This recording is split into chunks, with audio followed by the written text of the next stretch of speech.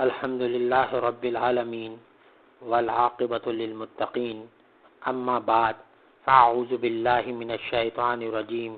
بسم اللہ الرحمن الرحیم قال اللہ تعالی الرحمن علم القرآن خلق الانسان علمہ البیان قال النبی صلی اللہ علیہ وسلم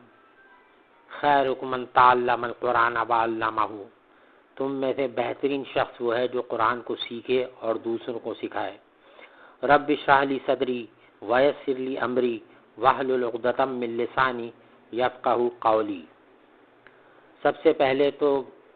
یہ ناچیز ایک مرتبہ پھر اللہ پاک کا لاکھ لاکھ احسان مند اور شکر گزار ہے جس پروردگار عالم نے اس ناچیز کو ایک مرتبہ پھر بیان کرنے کی سعادت نصیب فرمائی۔ اللہم لک الحمد و لک الشکر۔ اور تمام سامعین اور تمام مسلمان بھائیوں اور بہنوں کو اس ناچیز کی طرف سے السلام علیکم ورحمۃ اللہ وبرکاتہ۔ تو میرے مسلمان بھائیوں اور بہنوں، ابھی اس ناچیز نے آپ کے سامنے 27ویں پارے کی سورہ رحمان کی 4 آیت پڑھی کہ الرحمن یعنی رحمان نے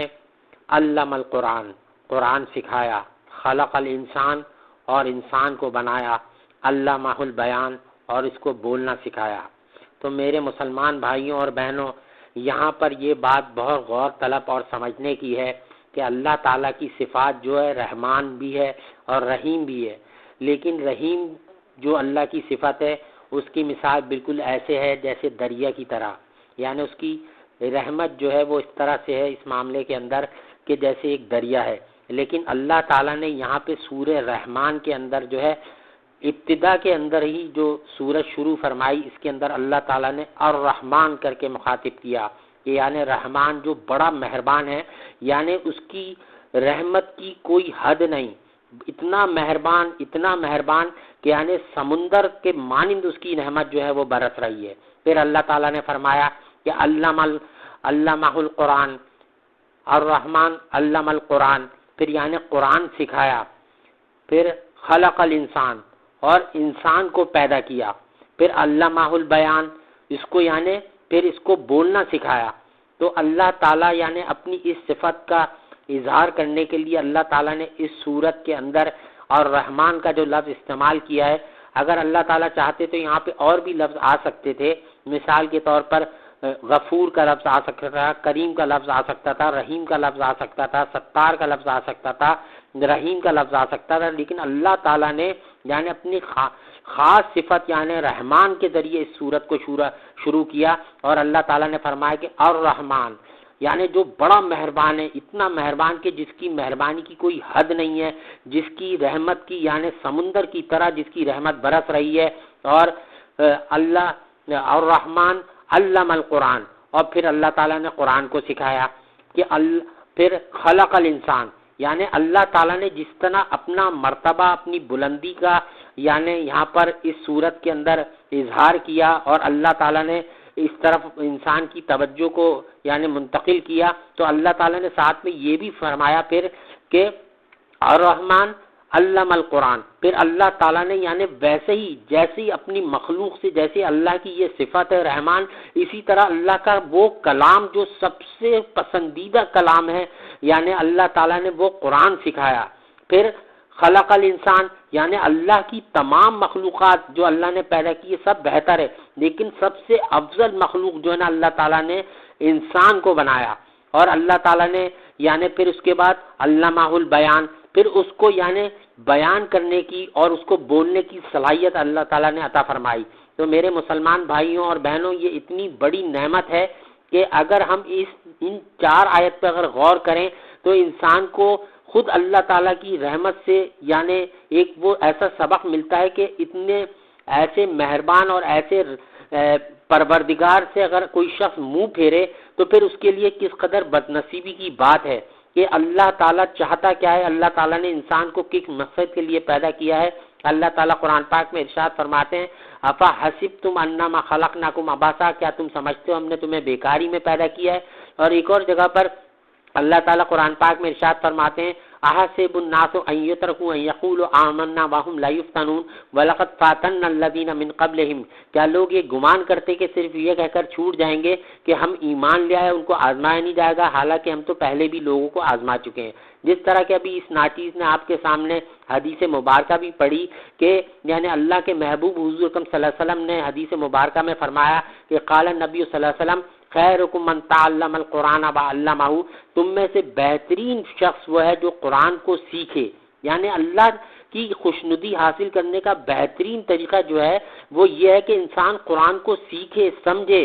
اور پھر اس کے اوپر عمل کرے۔ تو اللہ تعالیٰ چاہتے یہی ہیں۔ پھر اللہ تعالیٰ نے قرآن جو ہے نا یعنی یہ ایسا اعزاز انسان کو عطا فرمایا کہ قرآن جیسی مقدس کتاب اللہ تعالیٰ نے انسان پر نازل فرمائی، اور پھر اللہ تعالیٰ نے اس کو بولنے کی صلاحیت عطا فرمائی۔ تو میرے مسلمان بھائیوں اور بہنوں، اللہ پاک اس قدر مہربان ہے، اور قرآن پاک کو اللہ تعالیٰ نے رمضان کے اندر اللہ تعالیٰ اس قدر خوش ہوتا ہے، جب انسان کثرت سے قرآن پاک کی تلاوت کرتا ہے تو اللہ تعالیٰ یعنی اس سے راضی ہوتے ہیں، اس سے خوش ہوتے ہیں، ایسے شخص سے جو اللہ پاک کے قرآن پاک کی تلاوت کرتا ہے۔ تو میرے مسلمان بھائیوں اور بہنوں، یہ وہ بابرکت مہینہ ہے کہ اللہ تعالیٰ اس مہینے میں اتنا راضی اور خوش ہوتا ہے کہ جو شخص یعنی نماز کے اندر اور تراویح کے اندر اور ویسے بھی گھر میں اپنے جو اہتمام کے ساتھ قرآن پاک کثرت سے پڑھتے ہیں، اللہ تعالیٰ ایسے لوگوں سے بہت خوش ہوتا ہے۔ اللہ تعالیٰ ایسے لوگوں کو یعنی ان سے بہت محبت کرتا ہے اللہ تعالیٰ۔ تو میرے مسلمان بھائیوں اور بہنوں، حدیث میں آتا ہے کہ نبی کریم صلی اللہ علیہ وسلم ایک مجلس میں تشریف فرما تھے، ایک صحابی چادر میں ایک پرندے کو ماں اس کے بچوں کے باندھ کر لائے اور واقعہ عرض کیا، یا رسول اللہ، میں نے ایک جھاڑی سے ان بچوں کو اٹھا کر کپڑے میں لپیٹ لیا، ماں نے یہ دیکھا تو میرے سر پر منڈلانے لگی، میں نے ذرا کپڑے کو کھول دیا تو وہ فوراً آ کر میرے ہاتھ پر بچوں پر گر پڑی۔ ارشاد ہوا، نبی کریم صلی اللہ علیہ وسلم نے ارشاد فرمایا، کیا بچوں کے ساتھ ماں کی اس محبت پر تم کو تعجب ہے؟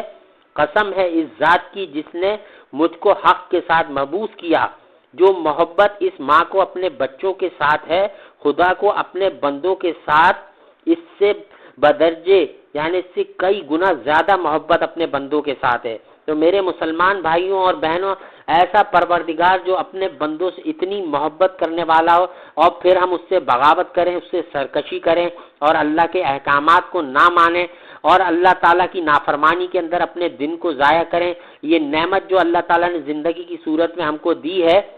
یہ اللہ کا بہت بڑا ہم پر احسان ہے کہ اللہ تعالیٰ اس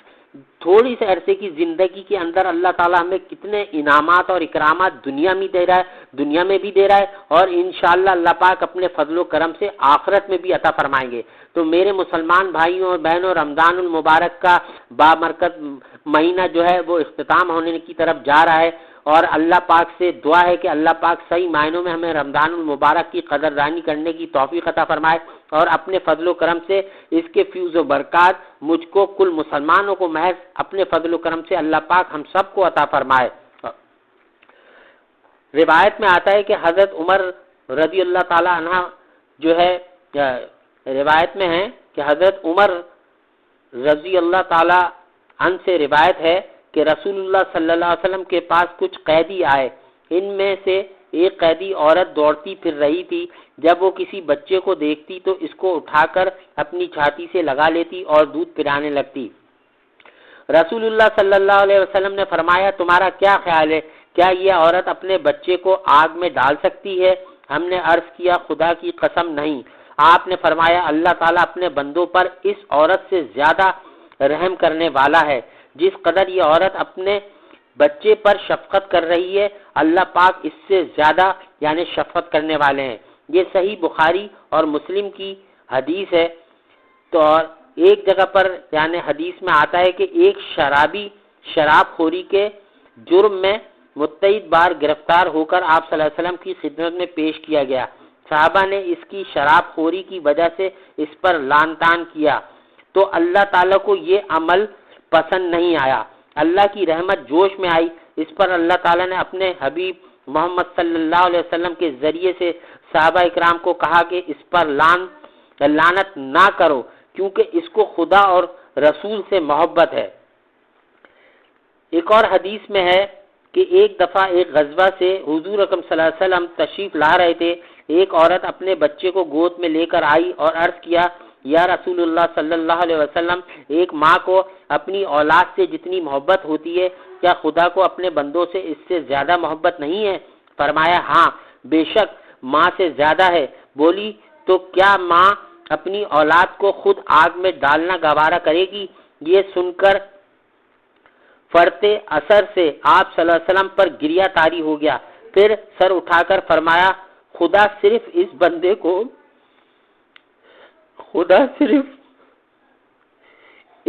کو عذاب دیتا ہے جو سرکشی سے ایک کو دو کہتا ہے، یعنی اللہ کے علاوہ کسی اور کو پوچھتا ہے، اللہ کے علاوہ یعنی اللہ کے ساتھ شرک کرتا ہے، یعنی اللہ کے ساتھ کسی کو شریک بناتا ہے. تو جس شخص کے اندر تھوڑی سی بھی غیرت ہوگی وہ کبھی یہ سننا گوارا نہیں کرے گا کہ اس کا بیٹا اس کے علاوہ کسی اور کو بھی اپنا باپ تسلیم کرے. اسی طرح اللہ پاک جو سب سے زیادہ غیرت والے ہیں یہ قطعی گوارا نہیں فرماتے کہ کوئی بندہ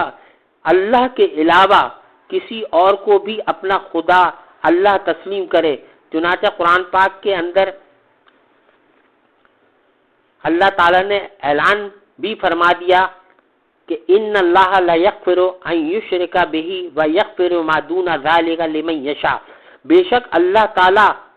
شرک کے علاوہ ہر گناہ کو معاف کر دے گا. تو میرے مسلمان بھائیوں اور بہنوں، اللہ تعالیٰ سے دعا ہے کہ اللہ تعالیٰ ہمیں شرک جیسے کبیرہ گناہ سے محفوظ فرمائے جو ہماری آخرت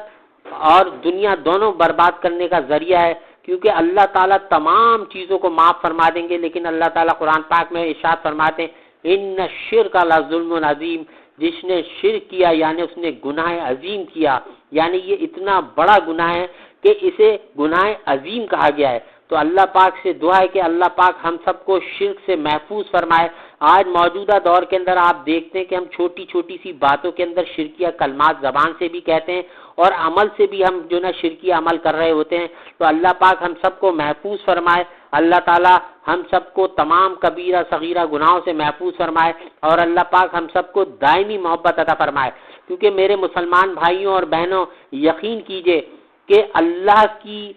یعنی اللہ سے محبت کیے بغیر جو نا انسان کو نہ دنیا میں کامیابی نصیب ہو سکتی ہے نہ آخرت میں کامیابی نصیب ہوگی. کیونکہ سب سے اہم جو چیز ہے کہ اللہ تعالیٰ قرآن پاک میں ارشاد فرماتا ہے والذین آمنوا اشد حبا للہ، یعنی ایمان والے تو وہی لوگ ہیں جو اللہ سے شدید محبت کرتے ہیں. اور یہی یعنی ہمارا تقاضا ہے کہ ہمیں اللہ تعالیٰ سے شدید محبت کرنا چاہیے، کیونکہ تمام تعریفیں اللہ کے لیے ہیں اور ہم سب جو ہیں اللہ کے محتاج ہیں. اللہ کی ذات وہ ہے جو کسی کی محتاج نہیں ہے. تو ایسے پروردگار عالم کو، ایسے کریم اور رحیم پروردگار کو چھوڑ کر اگر ہم جو ہیں اس کو ناراض کریں اور اس کی نافرمانی کریں تو اس سے بڑا بدنصیب کوئی شخص نہیں ہوگا. یہ چند دن کی زندگی ہے اور پھر اس کے بعد ہمیں اس دنیا سے چلے جانا ہے. آج نہیں تو کل، کل نہیں تو پرسوں ہمیں یہ دنیا چھوڑ کے چلی جانی ہے. تو میرے مسلمان بھائیوں اور بہنوں، اللہ تعالیٰ کی رحمت کو سامنے رکھتے ہوئے جو خطائیں ماضی میں ہو گئی ہیں ان پر ہم سب کو اللہ تعالیٰ سے سچے دل کے ساتھ توبہ کرنے کی ضرورت ہے اور اپنے وقت کو قیمتی جانیے جو مہلت ہمیں ملی ہوئی ہے کہ اس سے پہلے کہ ہمارے اوپر موت اور سکرات کا وقت طاری ہو جائے اور توبہ کے دروازے ہمارے لیے بند کر دیے جائیں. رمضان المبارک کا وہ بابرکت مہینہ ہے کہ اس مہینے میں جہنم کے دروازے بند کر دیے جاتے ہیں اور جنت کے سارے دروازے کھول دیے جاتے ہیں اور شیطان ملاؤن کو اور شیاطین کو جو ہے اللہ تعالیٰ بند فرما دیتے ہیں اور انسان کو خود اللہ تعالیٰ خود موقع عطا فرماتے ہیں اپنے فضل و کرم سے کہ انسان اللہ تعالیٰ کی خوب عبادت کرے. تو میرے مسلمان بھائیوں اور بہنوں، رمضان المبارک کا آخری عشرہ چل رہا ہے. اس کے اندر ہمیں سچے دل کے ساتھ اللہ تعالیٰ سے کثرت کے ساتھ توبہ کرنے کی ضرورت ہے اور ماضی میں جو بھی گناہ کر چکے ہیں یقین مانے اللہ تعالیٰ اس قدر غفور الرحیم ہے. اللہ تعالیٰ اگر انسان سچے دل کے ساتھ اپنے ماضی کے گناہوں کو یاد کر کے اور شرائط توبہ کے ساتھ سچے دل کے ساتھ اللہ تعالیٰ سے توبہ کرے تو اللہ تعالیٰ کی رحمت لمحے بھر میں آ جائے گی، اور اللہ تعالیٰ ہر چیز پر قادر ہے، اللہ جو چاہے وہ کر سکتا ہے، اللہ تعالیٰ لمحے بھر میں اس شخص کے گناہوں کو معاف فرما دیں گے۔ تو میرے مسلمان بھائیوں اور بہنوں، اللہ تعالیٰ سے دعا ہے کہ اللہ تعالیٰ ہم سب کو سچے دل کے ساتھ توبہ کرنے کی توفیق عطا فرمائے، اور اللہ پاک ہم سب میں کو صحت جسمانی صحت روحانی دونوں عطا فرمائے، اور اللہ پاک ہم سب کو اپنے محبوبین مخلصین متقین اور مقربین بندے اور بندیوں میں ہم سب کا شمار فرمائے۔ اللہ پاک ہمیں سچے دل کے ساتھ توبہ کی توفیق عطا فرمائے، اللہ پاک ہمیں اپنی ذات کے سوا کسی غیر کا محتاج نہ بنائے، اللہ پاک ہمیں شرک سے، کینے سے، بغض سے، غیبت سے اور تمام ظاہری اور باطنی بیماریوں سے اللہ پاک ہم سب کو دائمی طور پر نجات عطا فرمائے، اللہ پاک ہم سب کا خاتمہ بالایمان فرمائے، اللہ پاک ہم سب کو موت سے پہلے پہلے موت کی تیاری کرنے والا بنا دے، کیونکہ دانا اور سمجھدار آدمی وہ ہے جو یہ بات کو اچھی طرح سے جانتا ہے کہ یہ دنیا عارضی ایک ٹھکانہ ہے اور یہ ہمیں یہاں سے ایک دن لوٹ کر چلے جانا ہے، اور اصل مسکن اور ٹھکانہ جو ہے وہ انسان کا جو ہے آخرت ہے، اور وہ وہاں ابدی زندگی ہے، نہ پھر وہاں موت آئے گی، اور وہاں پر صرف انسان اگر اپنی زندگی اللہ تعالیٰ کی فرمانبرداری میں گزارے گا تو انشاءاللہ وہاں پر عیش و آرام کے اندر رہے گا، اس کو نہ کسی قسم کی تکلیف پہنچے گی، نہ کسی قسم کی بیماری آئے گی، اور اگر وہ اللہ کی مرضی کے خلاف اپنی زندگی دنیا میں گزارے گا تو یاد رکھیں دنیا کے اندر بھی، یعنی اللہ تعالیٰ قرآن پاک میں ارشاد فرماتا ہے، آج جو لوگ پریشان ہیں اور ہر وقت شکوے شکایت کرتے رہتے ہیں، اللہ تعالیٰ قرآن پاک میں ارشاد فرماتا ہے وَمَا أَصَابَكُم مِّن مُّصِيبَةٍ فَبِمَا كَسَبَتْ أَيْدِيكُمْ، اور جو پریشانیاں مشکلات تم تک پہنچتی ہیں وہ تمہارے ہی اعمال کا نتیجہ ہوتی ہیں جو تم کسب کرتے ہو۔ جب ہم اللہ تعالیٰ کی نافرمانی کرتے ہیں،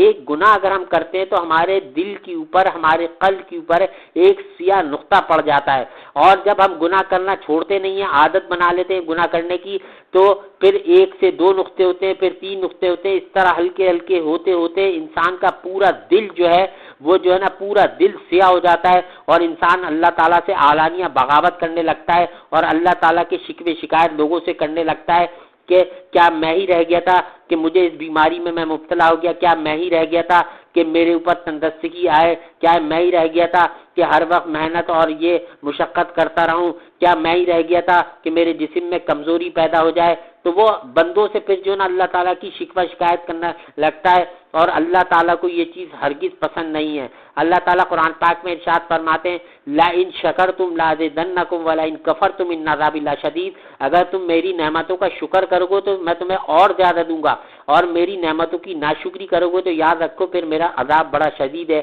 تو میرے مسلمان بھائیوں اور بہنوں، اللہ پاک نے ایک ایسا جامع نسخہ ہم کو بتا دیا ہے کہ ہمیں چاہیے کہ ہم ہر حال کے اندر جیسے بھی ہمارا رب چاہے، کیونکہ وہ ہمارا مالک ہے، وہ ہمارا پروردگار ہے، اسی نے ہم کو پیدا کیا ہے اور لوٹ کر ہمیں اسی کی طرف جانا ہے، تو ہمیں ہر حال کے اندر اللہ تعالیٰ کا شکر ادا کرنا چاہیے، خواہ وہ ہمیں جس حال میں بھی رکھے۔ یہ بات آپ ذہن میں رکھیں کہ اللہ پاک جو ہے 70 ماؤں سے زیادہ پیار کرنے والے ہیں۔ اللہ تعالیٰ کسی شخص کے ساتھ ظلم نہیں کرتے، ظلم تو ہم اپنے ساتھ خود کرتے ہیں، اللہ تعالیٰ کی نافرمانی کرتے ہیں۔ اور آج جو موجودہ دور کے اندر آپ دیکھیں کثرت سے ڈپریشن، بلڈ پریشر اور جو دیگر قسم کی بیماریاں پھیل رہی ہیں، اس کی مین وجہ جو ہے وہ دین سے دوری ہے، قرآن سے دوری ہے، اللہ سے دوری ہے۔ جب یہ سب چیزیں ہم چھوڑ بیٹھیں گے تو آپ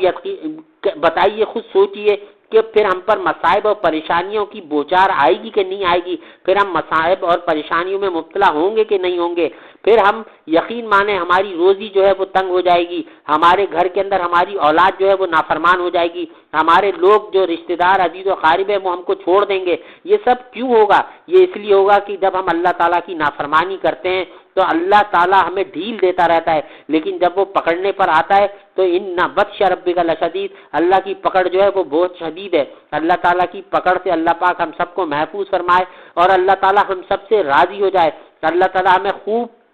سے خوب زیادہ سے زیادہ نیک اعمال کرنے کی توفیق عطا فرمائے۔ اللہ تعالیٰ سورہ 3 کے اندر، یعنی سورہ 3 میں اللہ تعالیٰ ارشاد فرماتا ہے والتین والزیتون، قسم ہے انجیر کی اور زیتون کی، وطور سینین وہذا البلد الامین، قسم ہے انجیر کی اور زیتون کی اور طور سینینا کی اور امن والے شہر کی، لقد خلقنا الانسان فی احسن تقویم، ہم نے انسان کو بہترین اور احسن طرز پہ پیدا کیا، ثم رددناہ اسفل سافلین، پھر ہم نے اس کو نیچے یعنی پستی کی حالت میں ڈھکیل دیا، الا الذین آمنوا وعملوا الصالحات فلہم اجر غیر ممنون، مگر وہ لوگ جو ایمان لائے، نیک اور صالح عمل کرتے رہے، ہم نے ان کے لیے اپنے پاس نہ ختم ہونے والا اجر رکھا ہے۔ فما یکذبک بعد بالدین، اس کے باوجود بھی تم سزا اور جزا کو جھٹلاتے ہو، الیس اللہ باحکم الحاکمین، کیا تمام حاکموں سے بڑا حاکم اللہ نہیں ہے؟ میرے مسلمان بھائیوں اور بہنوں، تمام تعریفیں اللہ کے لیے ہے اور تمام بادشاہت جو ہے وہ اللہ کو ہی سجتی ہے۔ ہم کس قدر خوش نصیب ہیں کہ اللہ پاک جو ہمارا پروردگار ہے، ہمیں پالنے والا ہے، ہماری ضرورتوں کو پورا کرنے والا ہے، اور اللہ پاک ہماری توباؤں کے اوپر ہمیں معاف کرنے والا ہے، اور اللہ پاک ہمیں سلاتا بھی ہے، اور اللہ پاک ہمیں اٹھاتا بھی ہے، اللہ پاک ہمیں کھلاتا بھی ہے، اور اللہ پاک ہمیں ہماری تمام ضروریات کو جو ہے وہ صرف اللہ کی ذات ہے جو پورا کرتا ہے۔ جب ہم سچے دل کے ساتھ اللہ تعالیٰ کے فرمانبردار بندے اور بندی بن جائیں گے تو اللہ اپنی رحمت کے دروازے ہم پر کھول دیں گے، اور اللہ کی رحمت سے کبھی بھی مایوس نہیں ہونا چاہیے، کیونکہ اللہ پاک جو کچھ بھی کرتے ہیں یقین مانے اس کے اندر انسان کی بھلائی ہوتی ہے۔ اگر وہ بیمار بھی ہے تو اس پر بھی اللہ کا شکر ادا کرے کہ اس بیماری کے ذریعے سے اللہ تعالیٰ اس کے گناہوں کو معاف فرماتے ہیں، اس بیماری کے ذریعے سے اللہ تعالیٰ اس کے درجات کو بلند فرماتے ہیں۔ اور اگر کوئی شخص کسی معاملے کے اندر پریشان ہے تو وہ یہ بات اپنے دل کے اندر رکھ لے کہ اللہ تعالیٰ نے یقیناً اس کے اندر، اللہ تعالیٰ قرآن پاک میں ارشاد فرماتے ہیں وَعَسَىٰ أَن تَكْرَهُوا شَيْئًا وَهُوَ خَيْرٌ لَكُمْ، ممکن ہے جس چیز کو تم اپنے لیے برا سمجھ رہے ہو اس میں اللہ تعالیٰ نے تمہارے لیے خیر رکھی ہے، وَعَسَىٰ أَن تُحِبُّوا شَيْئًا وَهُوَ شَرٌّ لَكُمْ، اور ممکن ہے جس چیز کو تم اپنے لیے جو ہے بہتر سمجھ رہے ہو کہ تم سمجھتے ہو کہ ادھر سے مال کھسیٹ لو، ادھر سے مال کھسیٹ لو اور اپنے آپ کو بنا لو، اور تم اس میں اپنے لیے بہتری سمجھ رہے ہوتے ہو، اس کے اندر تمہارے لیے شر ہوتا ہے، یہ اللہ ہی بہتر جانتا ہے۔ تو میرے مسلمان بھائیوں اور بہنوں، آج ہمیں سچے دل کے ساتھ اللہ تعالیٰ سے جو ہے توبہ کرنے کی ضرورت ہے۔ آئیے ہم سب مل کر اللہ تعالیٰ سے سچے دل کے ساتھ توبہ کرتے ہیں کہ اللہ پاک مجھ سمیت کل مسلمانوں کے اس بابرکت مہینے کے صدقے میں زندگی بھر کے تمام گناہوں کو معاف فرما دے، نہ صرف معاف فرمائے بلکہ ان کو نیکیوں میں تبدیل فرما دے۔ اللہ پاک ہمارے بیوی بچوں کو ہماری آنکھوں کی ٹھنڈک بنا دے۔ اللہ پاک اپنے پسندیدہ دین اسلام کا پوری دنیا میں نفاذ فرما دے، اور اللہ پاک ہم سب کو دین کا داعی بنائے اور دین کی خدمت کے لیے اللہ پاک ہم کو چن لے، اور اللہ پاک صحیح معنوں میں ہم سب کو قرآن پاک کو پڑھنے، سمجھنے اور اس پر عمل کی توفیق عطا فرمائے۔ اللہ پاک ہمارے اعمالوں میں، عبادات میں اخلاص عطا فرمائے۔ اللہ پاک ہم سب کو ریاکاری سے محفوظ فرمائے۔ وصلی اللہ تعالی علی خیر خلقہ محمد وآلہ واصحابہ وازواجہ وذریاتہ واہل بیتہ اجمعین،